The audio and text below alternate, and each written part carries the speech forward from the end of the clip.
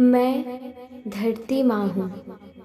पहले तुमने मुझे माँ का दर्जा दिया, फिर तुमने ही मुझे कई टुकड़ों में काट दिया और उन टुकड़ों को खुद ही आपस में बांट लिया।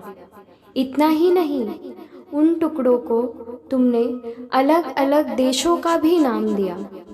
फिर निकल पड़े अपने अपने नाम का झंडा लेकर, अपनी मातृभूमि के लिए मर मिटने, अपनी मातृभूमि की रक्षा करने। अरे, अगर तुम सचमुच सच्चे सपूत थे तो फिर कैसे किसी बेटे ने अपनी ही माँ का खून पिया?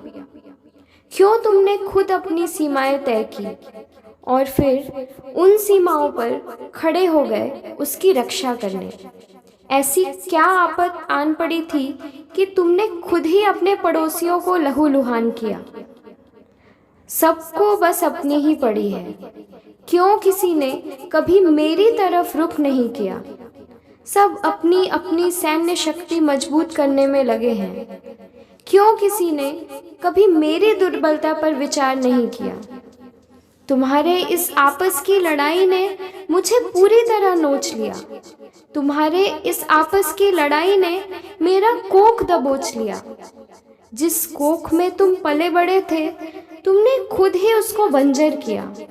जिस आंचल में तुम छुपा करते थे, तुमने खुद ही उसको नंगा किया।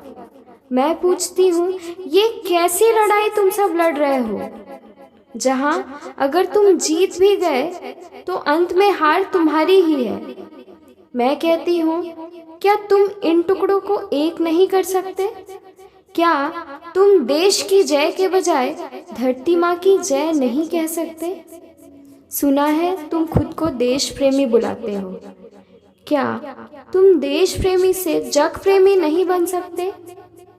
अरे, क्यों तुम जग जीतने निकले हो?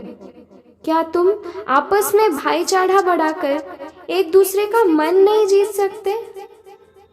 मुझे माँ का दर्जा दिया है ना तुमने, तो क्या अपनी इस माँ का तुम एक कहा नहीं सुन सकते?